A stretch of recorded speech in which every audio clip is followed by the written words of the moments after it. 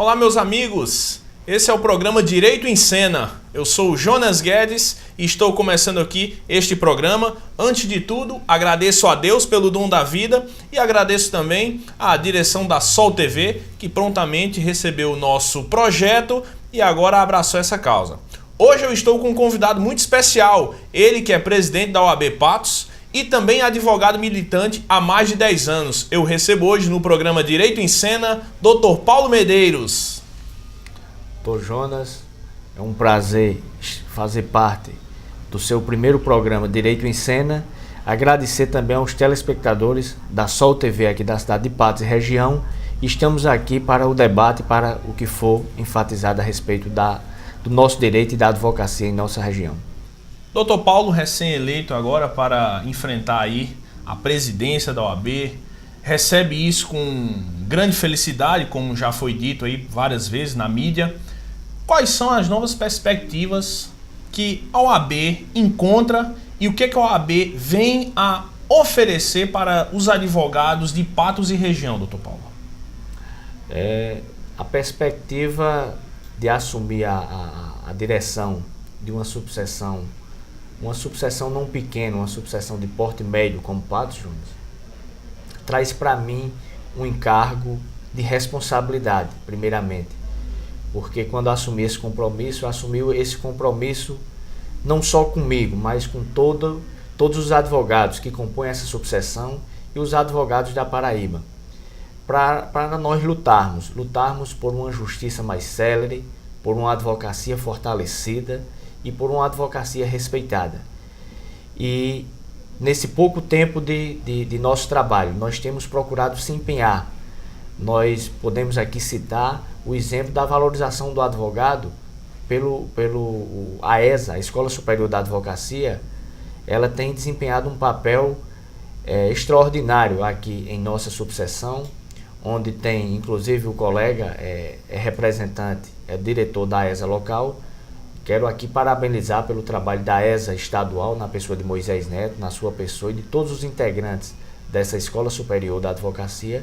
E não só a ESA, mas a Advocacia de Patos, a Advocacia da OAB Paraíba, tem lutado e tendencia a lutar por uma advocacia mais célere, uma advocacia mais próxima do advogado, e para que tudo isso, o jurisdicionado, que são os principais interessados do manejo das ações dos advogados, são o jurisdicionado, para que o jurisdicionado tenha a resolução de seus processos mais rápido.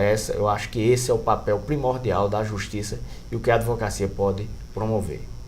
Excelente. Doutor Paulo, nós sempre enfrentamos desafios na nossa profissão. Advogados, sejam magistrados, sejam promotores. Porém, temos aqui a grande novidade, PJE. Aí eu pergunto ao doutor Paulo, processo eletrônico ou processo físico?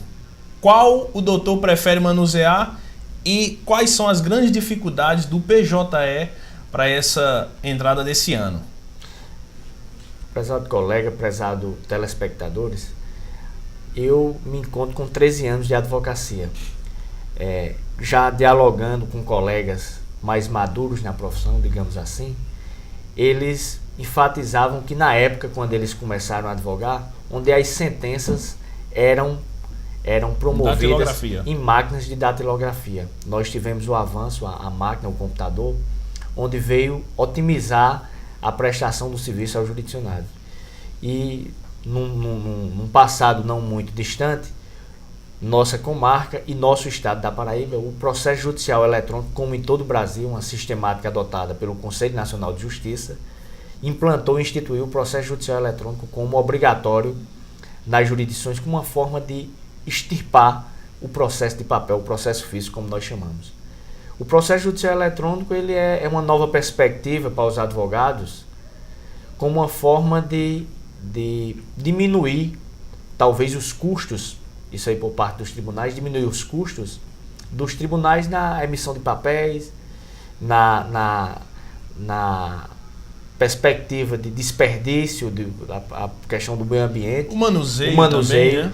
Mas isso aí, na contramão da realidade dos fatos, nós temos um processo judicial eletrônico que ele foi instituído sem que os profissionais, nós temos advogados mais maduros, que sequer têm um manuseio com esse processo judicial eletrônico. Ou seja, eu vejo essa nova perspectiva do processo judicial eletrônico para a advocacia dificultando um pouco a vida do advogado que não tem tanto trato com a máquina, com um certificado digital, aquelas mudanças de Java, o sistema adotado, Justiça do Trabalho adota um sistema, Justiça Federal outro, Justiça Comum outro hoje. Isso tem dificultado um pouco. Mas essa unificação de sistemas, ele tende, daqui para frente, a otimizar a prestação jurisdicional. Então, essas novas ferramentas, os colegas advogados jovens hoje que já enfrentam uma advocacia eletrônica, um processo judicial eletrônico, onde o contato hoje com o cliente, muitas das vezes você termina mantendo contato com o cliente através de um contato através de WhatsApp, as divulgações infelizmente, nós temos colegas advogados infringindo o código de ética, fazendo divulgações de propaganda, contrariando o Estatuto da Advocacia. Via Facebook, via Instagram. Facebook, Instagram, ou seja, essas ferramentas, essa nova perspectiva, ela ajuda, mas em contrapartida também ela encontra esses percalços. Ou seja, alguns colegas utilizam isso aí como uma forma de disseminar uma propaganda antiética, contrária aos preceitos do Código de Ética da Advocacia.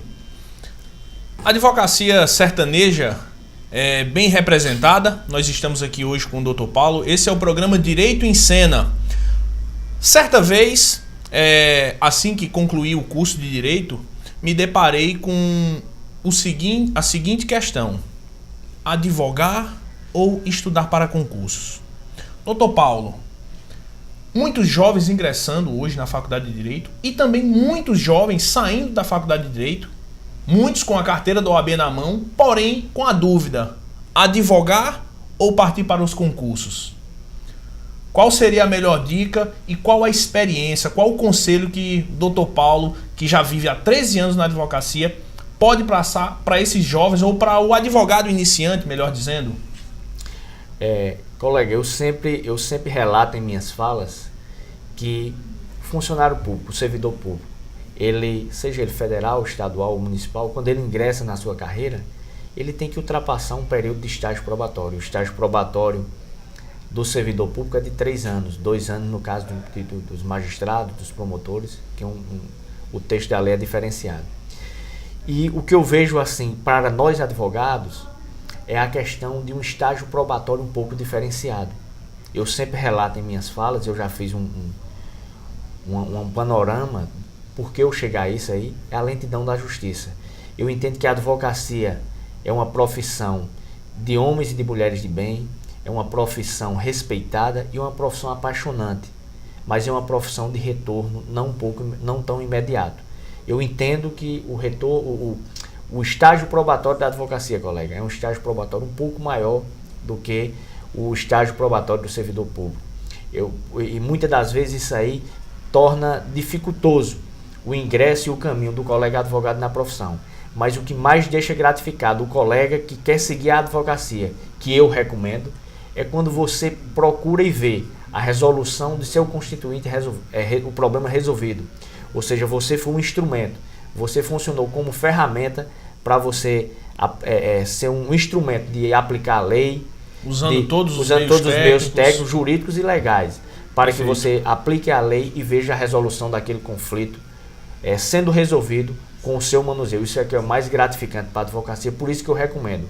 E é uma profissão que ela é gratificante porque nós temos uma advocacia patoense, paraibana, formada em sua grande maioria, digamos assim, por homens, por mulheres, por profissionais de bem, que tem seu nome a zelar e que tem um quadro de advogados, um quadro de juristas em nosso estado, que tem respaldo a nível nacional. Existe uma informação de que existem mais faculdades de direito no Brasil do que no resto do mundo. A OAB se preocupa quanto à vasta abertura de cursos de direito pelo Brasil afora? A OAB, o MEC, entendo eu que o MEC pecou muito, ou seja, temos capitais onde as faculdades de direito Em uma rua tem 3, 4 faculdades de Direito, ou seja, isso é a contramão da realidade, onde nós vivemos num mercado onde a lei da oferta e da procura, isso dificulta bastante a valorização do profissional advogado.